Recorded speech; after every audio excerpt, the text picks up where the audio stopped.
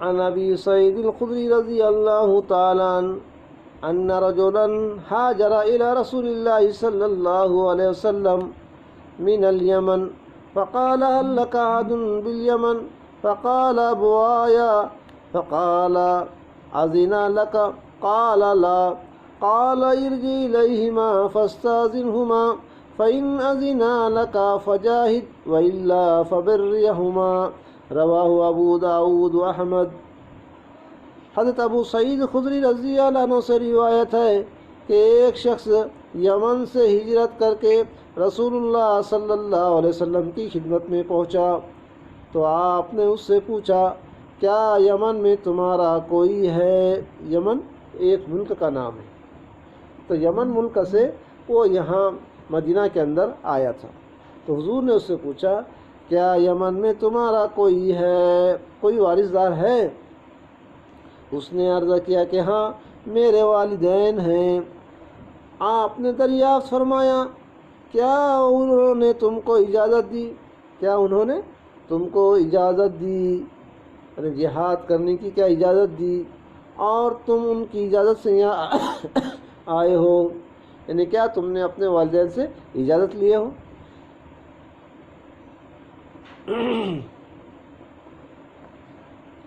اس نے عرض کیا ایسا تو نہیں ہے، یعنی میں نے ان سے اجازت نہیں لی۔ آپ صلی اللہ علیہ وسلم نے فرمایا تو پھر ماں باپ کے پاس واپس جاؤ اور یہاں آنے کی اور جہاد اور دین کی محنت میں لگنے کی ان سے اجازت مانگو، پھر وہ اگر تمہیں اجازت دے دے تو آؤ اور جہاد میں لگ جاؤ، اور اگر وہ اجازت نہ دے تو ان کی خدمت اور ان کے ساتھ حسن سلوک کرتے رہو۔ اس کو روایت کیا ہے ابو داؤد علیہ رحمہ نے اور امام احمد نے اپنی مسند میں۔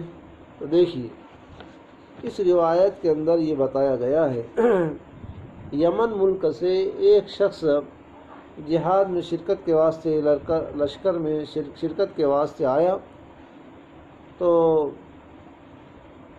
اس نے ملاقات کی، آپ نے اس کو پوچھا کہاں کے ہو، کیسے آئے ہو؟ تو اس نے کہا کہ میں یمن کا رہنے والا ہوں اور میں جہاد میں شرکت کرنے کے واسطے آیا ہوں۔ تو حضور نے پوچھا کیا وہاں تمہارے کوئی ہے رشتہ دار وہاں جو تم اتنی دور سے یہاں آئے؟ کوئی رشتہ دار ہے وہاں کہ تم اکیلے ہی ہو؟ تو اس نے کہا کہ ہاں میرے والدین ہیں، میرے والدین ہیں۔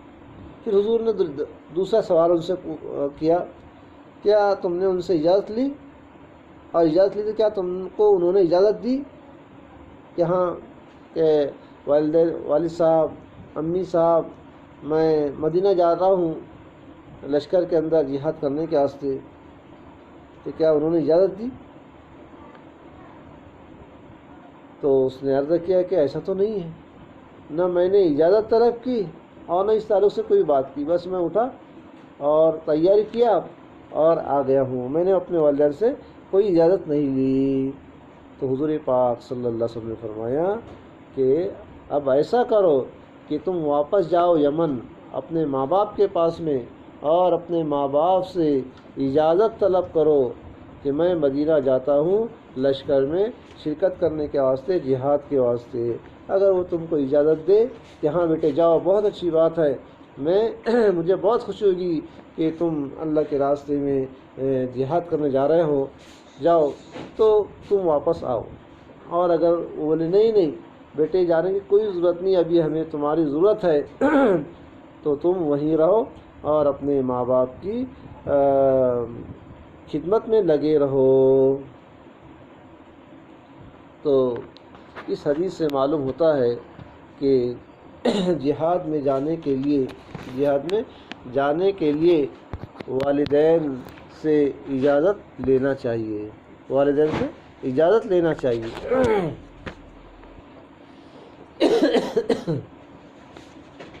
اللہ کے راستے میں دین کے کام کرنے کے لیے جا رہے ہیں اور بہت دور کا مسئلہ ہے، تو ایسے وقت میں ہم اپنے والدین سے اجازت لیں، بغیر والدین کی اجازت کے نہ آئیں وہاں۔ تو دیکھیے محدثین اس تعلق سے کیا فرماتے ہیں کہ ہجرت کر کے جو لوگ آئے تو ان آنے والوں میں اور جہاد میں شرکت کرنے والوں کے بارے میں رسول اللہ صلی اللہ علیہ وسلم کا جو عام معاملہ تھا اور آپ کا اسوہ حسنہ تھا، اس کی روشنی میں اس قسم کی بہت سی احادیث کے بارے میں یہی کہا جا سکتا ہے کہ ان کا تعلق اس صورت سے ہے جب ماں باپ خدمت کے سخت محتاج ہوں۔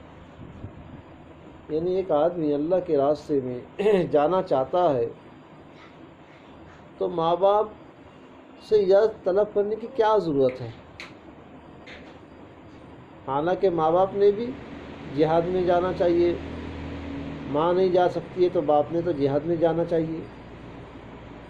اب اگر تم نہیں جا رہے، باپ نہیں جا رہا ہے، تو کم سے کم بیٹے کو بھیجنا چاہیے۔ تو بیٹے کو کوئی مطلب نہیں آ رہا اجازت طلب کرنے کا کہ ابا میں جا رہا ہوں، لیکن ایسا نہیں۔ حضور پاک صلی اللہ علیہ وسلم نے خود فرمایا ہے کہ اپنے ماں باپ سے پوچھو، اپنے ماں باپ سے اجازت لو۔ تو گویا کہ ماں باپ کی اجازت پر جہاد میں شرکت